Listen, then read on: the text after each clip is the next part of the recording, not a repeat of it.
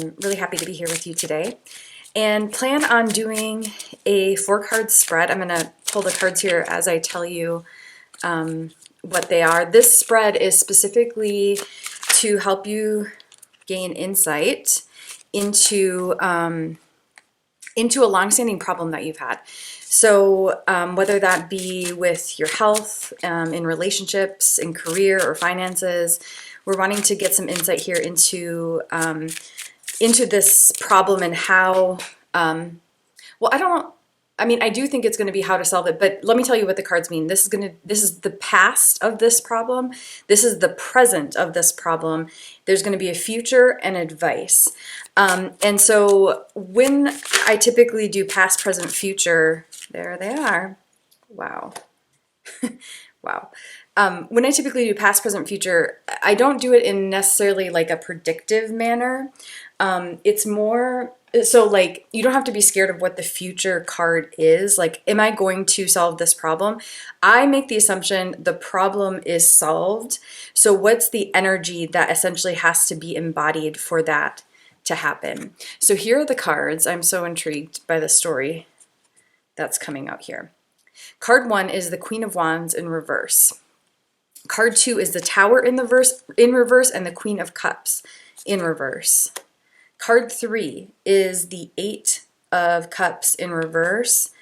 Card 4 is the 2 of Cups in reverse and the World upright. Okay, first things first, I do not think that the reversals are accurate. So I read reversals intuitively, and when all of these cards came out in reverse and I was shuffling to get this 4th card, and the first one I saw, it was in reverse, I was like, I think they're all upright. And then the World slid out upright, and it felt like it was a kind of a validation of that gut hit. So let's, with them all being upright, let's get into the story that these cards are wanting to tell. So now let me just re-say what came out for each position, considering it's upright. So card 1, the past of who you were embodying when it came to this problem was the Queen of Wands. Card 2, the current, the present thing that's happening to you / you're embodying in this when it comes to this problem is the Tower and the Queen of Cups. Card 3, the future, the 8 of Cups, and card 4, advice from Spirit, the World, and the 2 of Cups. Wow. Okay. So a couple things. First, like, look at all the blue here. If I take the Tower card out, these all have this like nice light blue sky background, which isn't the case in this deck. I mean, as you can see with the Tower, this one has that dark background. And isn't it interesting, like, for some reason, this Tower card kind of feels like this arrangement to me, even though the colors aren't, I mean, I guess there's like a little bit of like the red, but that there's like something kind of mysterious / intense and beautiful about this arrangement. And so it's almost like, and when this Tower card came out, I mean, it's like very different than the rest, right? So maybe we'll start here. I think that what's coming through with all of that is in the present, things might feel very chaotic and difficult. So I just want to honor that. And without dishonoring that real experience that you're having, there's like some, underneath it all, there's like some solitude. There's some, not solitude, what's the word I'm looking for? Serenity. Like, that's what all this blue is giving me. That sky blue is like, there's serenity. So when I say that, it's almost like I really feel whatever problem you're going through and whatever chaos in the moment or in the season that you are experiencing, it's for a really beautiful purpose of getting to more tranquility, to working through the layers of chaos so that you can more and more, live in the simplicity and tranquility that you deserve. So it seems like in the past, when it came to this problem, you were trying to more like Queen of Wands it. And I couldn't help but really notice that black cat. That was when it was upright, the cat was on top, and I it really stood out to me. So I don't know exactly what that means. Maybe we should look it up. I'll look it up in my animal symbolism book before we complete here. But that cat is really standing out to me. So it seems like when it has come to this problem in the past, the way you've tried to solve it is maybe a bit more fiery or motivated or productive manner. For some reason, like productivity is coming through. I think, and like not to call you out, but because this is in a past position, you've kind of like been through this season and it essentially didn't work. There's a more negative positioning to this card in this reading. You know, Queen of Wands can be a really beautiful card. But in this reading, it's giving me more negativity vibes of like almost like toxic productivity, trying to figure things out without feeling things is kind of what's coming to me. And part of the reason I say that, because in the present, you have the Cups energy. So now you move from Queen of Wands to Queen of Cups, which is really, I think, really beautiful. It's almost like, I'm almost getting like with this black cat. So we've got the Queen of Wands in the past. We moved to the Queen of Cups in the Tower. And it's almost like this black cat was an omened or something.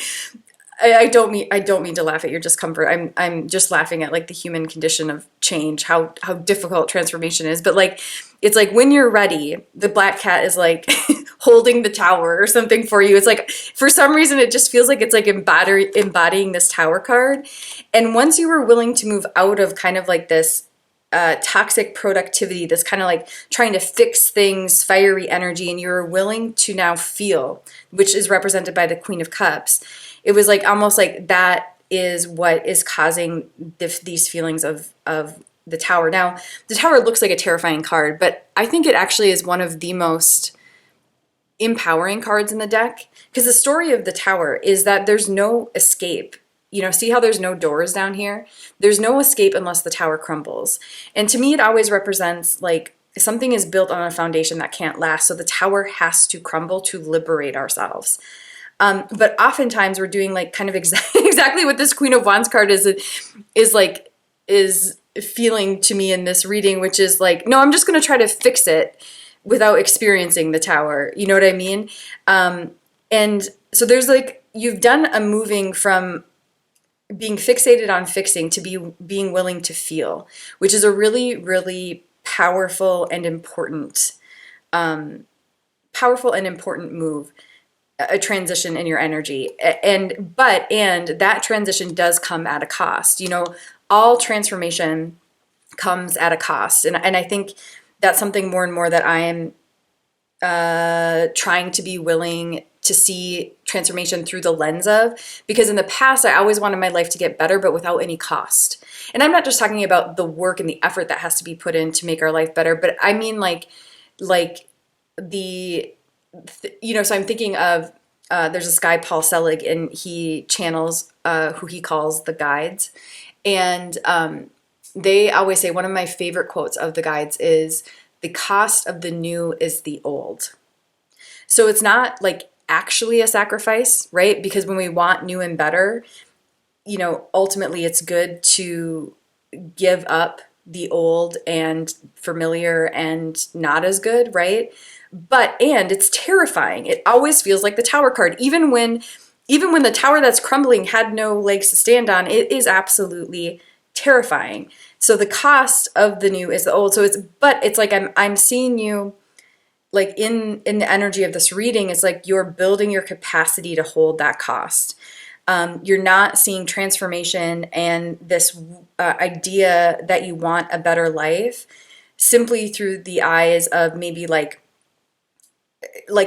you're not seeing it through an immature lens anymore. You're seeing it with more maturity, that there is a cost. And so sometimes the Tower card being present is simply like you being willing to pay that cost, which I think is a really, really beautiful thing. Like, I'm getting such beauty from this Tower card. Again, especially because it's just like, it just looks so beautiful with this arrangement, doesn't it? So you're growing in your capacity to truly make your life better, and it seems to be through this problem. So whatever long-standing problem has been driving you nuts, again, I don't mean to make light of the very real difficulties of being human. And whatever long-standing problem is driving you nuts, again, whether it's relationship, health, career, finances, it is also growing you beautifully. Through you having to figure this out and interact with it and go down the rabbit hole of why you're experiencing this and how to solve it, you are building your capacity to not only just be a solid problem solver in life, but transform to new and better, and transform to true tranquility. Again, that is what this like overarching sky blue color is giving me in this reading, just like tranquility, and not like toxic positivity, escapism tranquility, like real true tranquility, because you've worked through so many layers of shadow and complexity. You're getting to the beauty and simplicity of your life.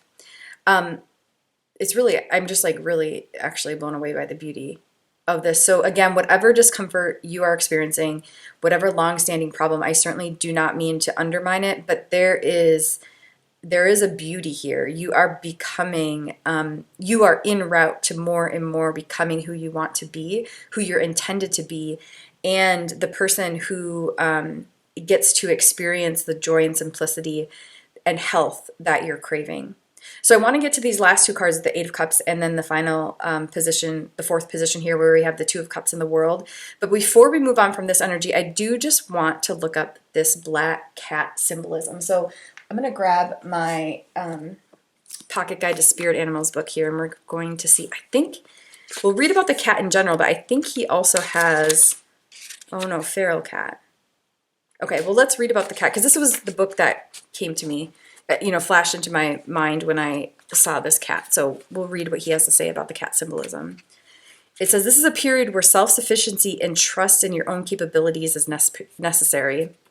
Wow, that's interesting, after just saying, like, I feel you growing in your maturity and capacity. You know what I mean? And so much of, I think, that growth is instead of trying to escape problems, instead of trying to get answers outside of ourselves, it's looking at our problems square in the eye, and it's dealing with them, right? And it's realizing only you and only you are going to know how to solve this problem step by step. That doesn't mean, of course, that we can't get support when we need it, but support is very different than looking outside of ourselves for a problem to be solved. And so that is just very much, I mean, the sentence in and of itself, like, kind of summarizes the energy I'm feeling from this reading. And again, it's like this cat was like, I don't know, just like an omen, like a beautiful omen of what's to come, what this problem, what the process of solving this problem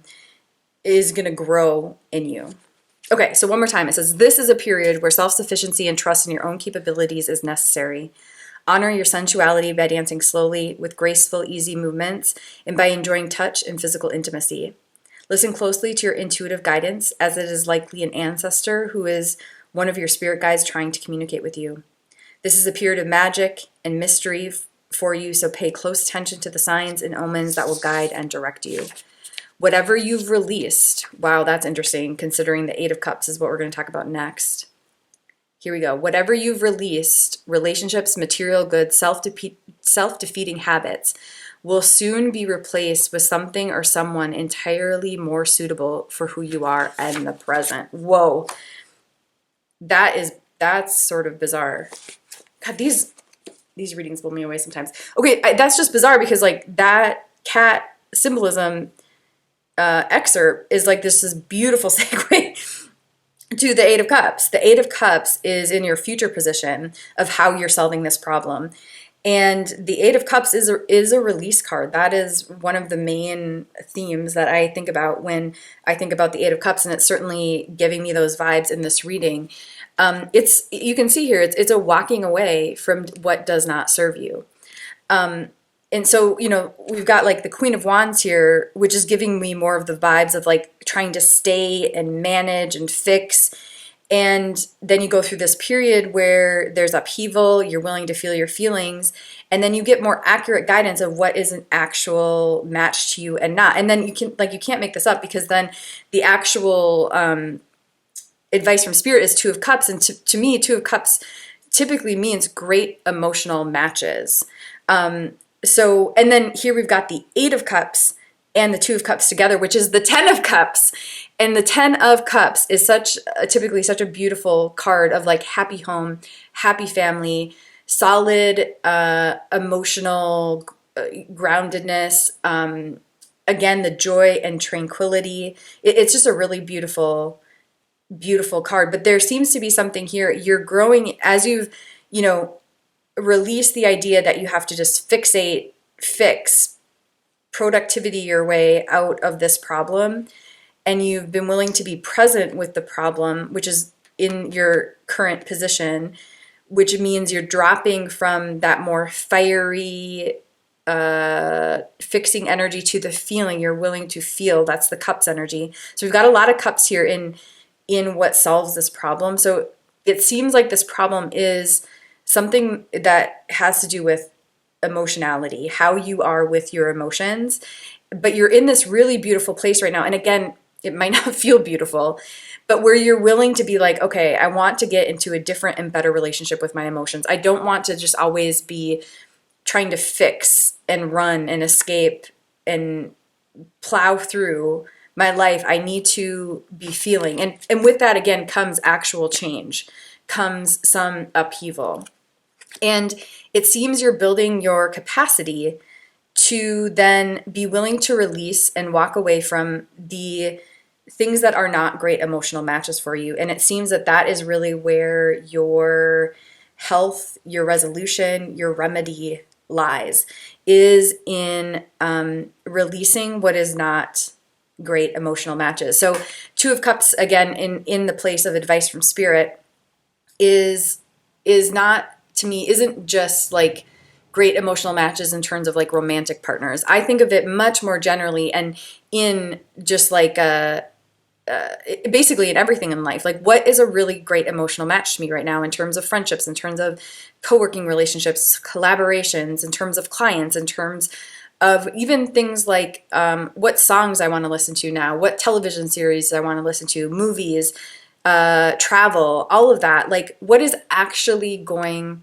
to fill my cup and build my life experience and give me that tranquility and joy versus obligations from places of toxicity. I really see in this Eight of Cups card, which is your future position of how you're solving this problem, is you're walking away from toxicity. And I'm just like never notice it. I'm super drawn to the fact that this person is wearing red, especially because we have these just like stunning red tulips here, which very much want to be seen. And in the Chinese culture, my husband and I lived in Taiwan for a year, and more recently, so I learned a little bit about the Chinese culture during that year. More recently, I've been learning about it through the study of feng shui. But in the Chinese culture, red and gold are such like abundant colors, right? So I'm just like drawn to this red and this gold, which is interesting, right? I've never like seen Eight of Cups as like this abundance card, this thriving card, but I'm really getting that sense here. And I think oftentimes because the Eight of Cups is, it's hard. It's a difficult energy because you're releasing and walking away. And as I'm saying all this, I just have to tell you about a recent reading I did with my husband, but it was just for myself.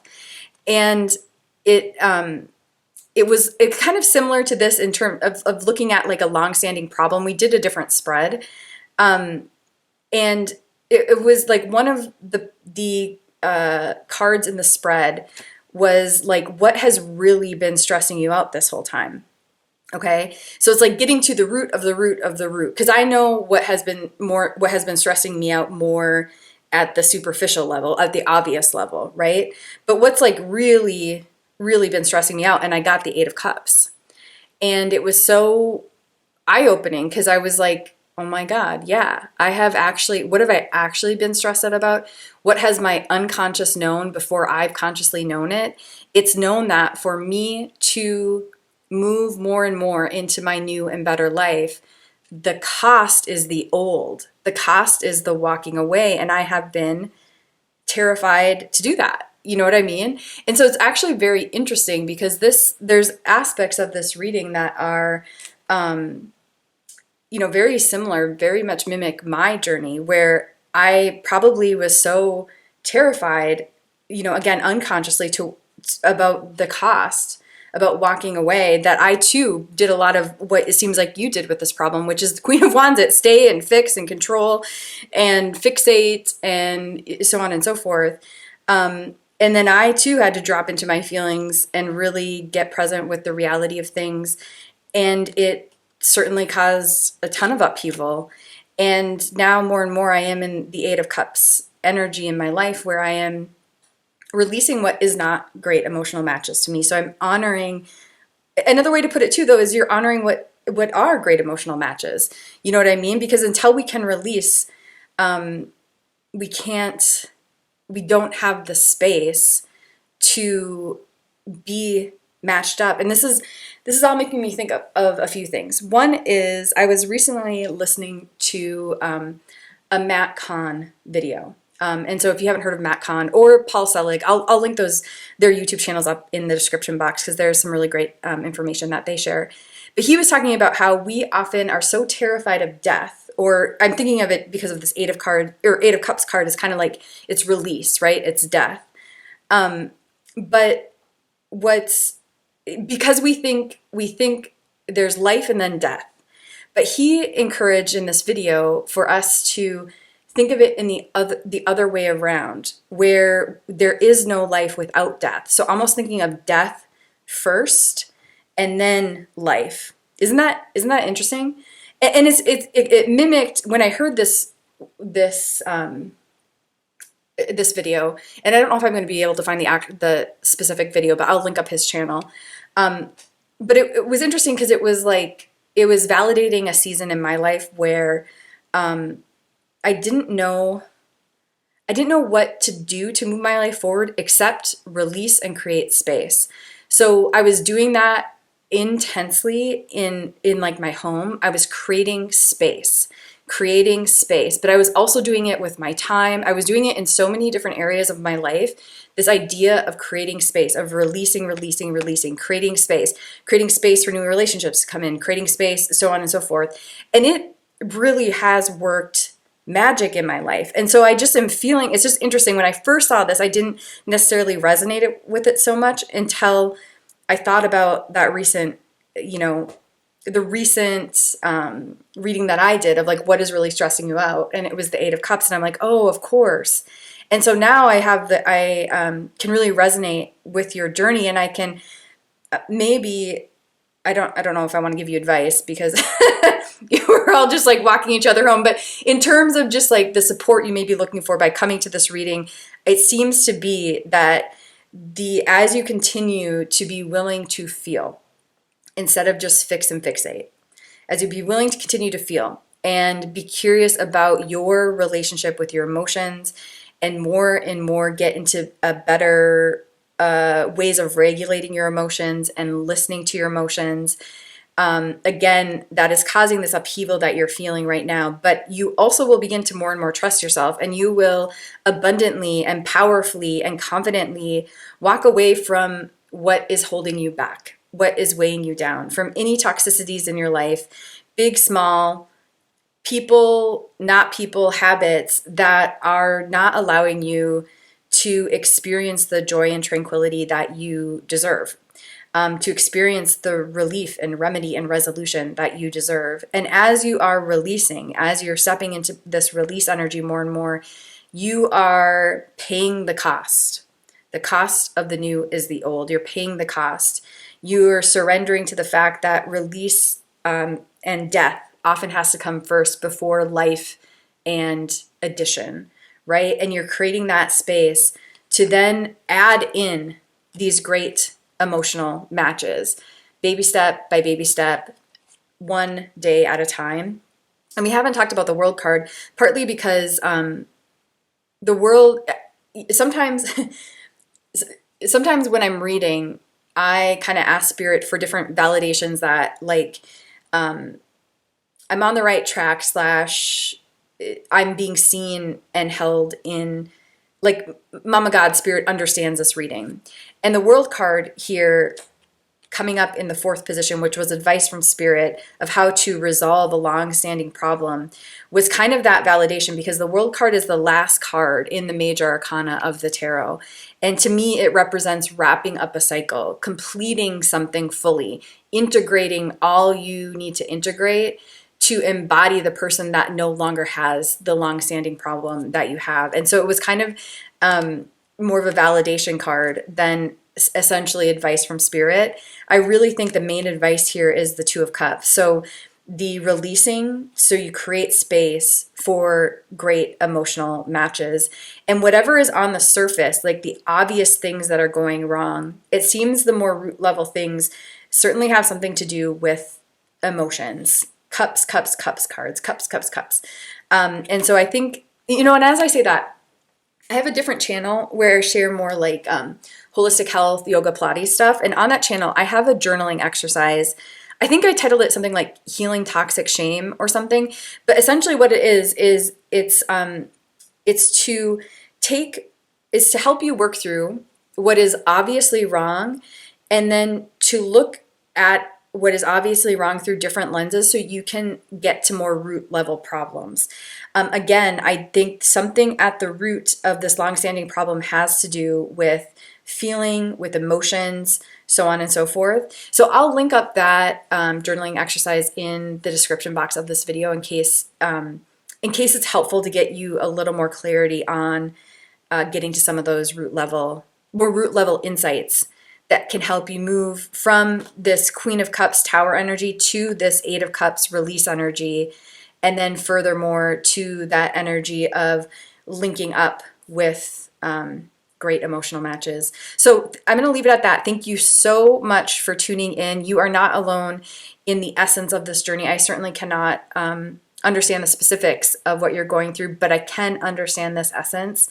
And I'm working through it too. But I will say more and more as I adopt this Eight of Cups energy, as I realize this is what I'm actually scared of, letting things go, letting the familiar go, disappointing people that, maybe have certain controls over me.